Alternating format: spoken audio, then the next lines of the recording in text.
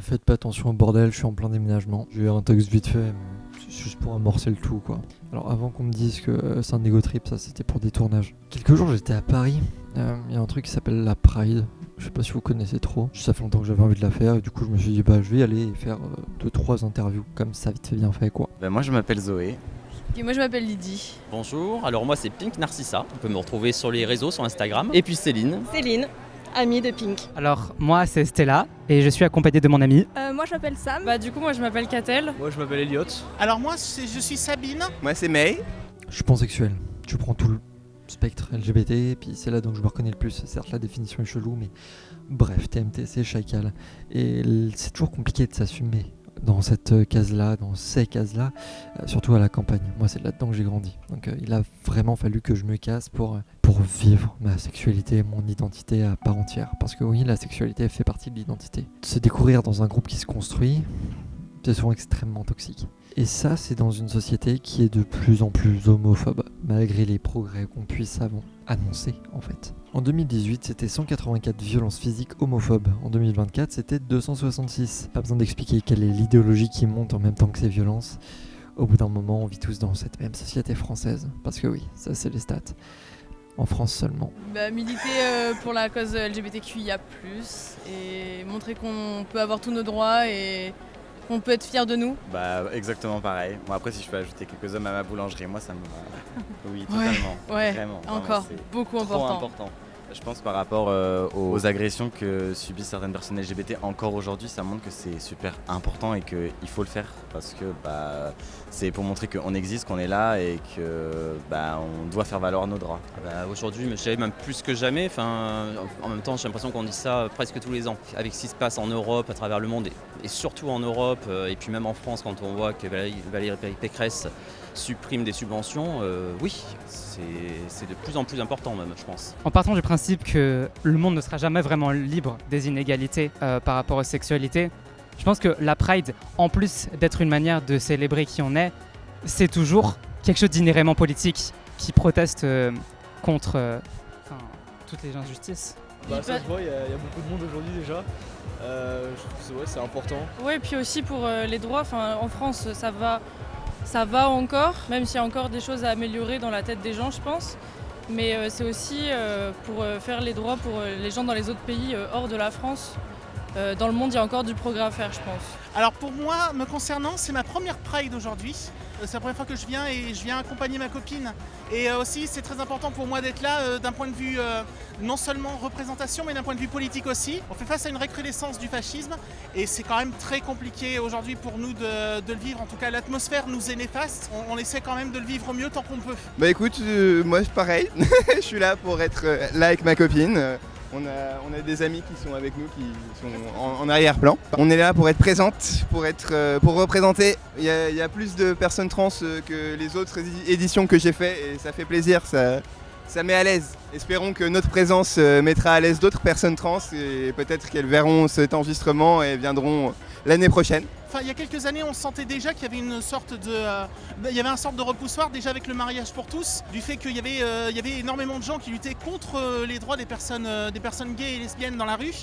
Donc maintenant, là aujourd'hui, en plus avec le retour du fascisme qui commence à être vraiment pesant, avec les attaques multiples, notamment sur les personnes trans dans les médias, c'est très important pour nous d'être là aujourd'hui et d'être présente et présent et d'être représentés et de représenter nos diversités pour qu'on puisse montrer que peu importe qui nous sommes, nous serons là.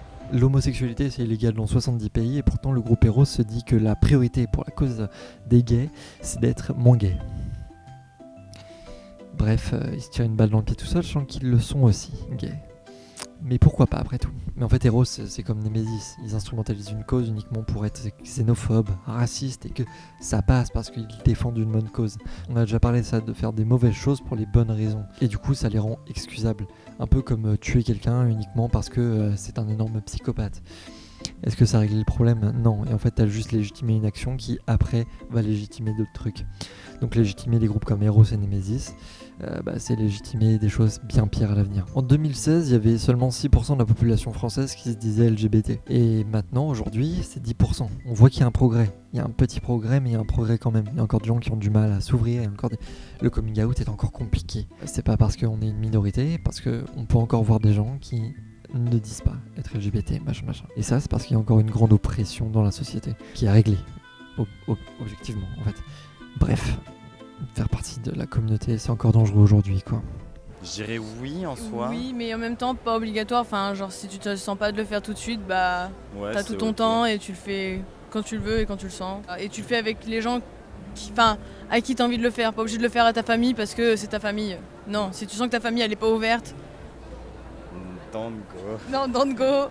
Oui, alors je pense dans certaines familles, c'est encore difficile d'annoncer son homosexualité ou sa différence de genre. Donc oui, ça reste toujours un sujet important, oui. Ce n'est pas quelque chose d'important dans le sens où c'est nécessaire. Je pense que si une personne n'a pas envie de faire son coming out, elle n'a pas à le faire. Je pense que c'était quelque chose sur lequel on passait beaucoup de tabous avant, mais ça a changé. Ça a changé, oui. Je dirais quoi. Oui, je c'est pense clair. que le coming out, c'est une étape importante. Il y a plein de gens pour qui ça doit être difficile parce que ça doit pas c'est pas accepté vraiment par tout le monde, toutes les familles, surtout les anciens dans les familles. C'est Ouais. toujours une étape qui peut être compliquée, tout ça, donc le coming out, je trouve que c'est quand même une partie importante. Ça dépend de la personne. Si la personne se sent pas à l'aise pour coming out, c'est clairement pas son... Enfin, ça incombe pas forcément toujours de la personne en particulier. Malheureusement, il y a des personnes qui vont être obligées de faire ce coming out au bout d'un moment parce que soit elles auront vécu dans un environnement qui ne leur ont pas été favorable et elles auront été obligées de sortir du placard, soit il y en a d'autres qui auront eu cet environnement amical dès le début et cet environnement amical leur permet en fait de ne pas avoir à faire de coming out. Évidemment, c'est un geste qui est très important de faire le coming out. Malheureusement, on est obligé de le faire quelques fois encore. L'important, c'est de pouvoir maîtriser en fait quand est-ce que nous pouvons le faire et de laisser le libre choix aux personnes de pouvoir faire leur coming out quand elles le souhaitent. Moi, si j'ai du mal à assumer aujourd'hui, c'est pas du tout à cause de mon éducation, de là où je grandis, machin, c'est à cause de la société en général, en fait. J'ai grandi en apprenant à être un mec, quoi. Un mec. Et un mec, ça va avec d'autres mecs, c'est avec des meufs, machin. C'est uniquement la société qui me dirige vers ça, vers tout ce que j'ai vu depuis que je suis petit. C'est vraiment avec Mika que je me suis dit, attends, c'est vrai qu'il y a un truc, enfin... Je me reconnais vachement, c'est bizarre. Ouais, pour moi, Mika, c'est mon gars icône, c'est terrible. Et du coup, vraiment, constamment, je me dis que... En fait, c'est plus facile de prétendre d'être hétéro. C'est tellement plus aisé. Mais aujourd'hui, là, j'ai un copain. Aujourd'hui, j'ai un copain qui s'assume pleinement et qui veut vivre pleinement tout ça. Et imaginez, genre, moi, qui est encore bloqué dans des... Même pas des pensées, même pas des... Je suis bloqué, quoi. Et ça, j'ai plus envie de l'être. Plus du tout en fait, j'ai envie de m'assumer pleinement pour qu'on puisse vivre un truc pleinement et qu'il soit heureux. Parce qu'en fait la question c'est pas forcément moi, c'est surtout lui. Au bout d'un moment, faut qu'on arrête de se concentrer seulement sur nous et notre situation et se dire qu'il y en a qui galèrent vraiment. Si moi j'arrive à le vivre avec lui, c'est peut-être qu'on peut amener une lueur pour d'autres personnes encore derrière. Le fait de se dire que ouais, l'époque a changé et c'est pas parce qu'il y a de plus en plus d'homophobes à cause de la droite que forcément il faut tout abandonner. Je prétends pas qu'on va être un symbole ni quoi que ce soit.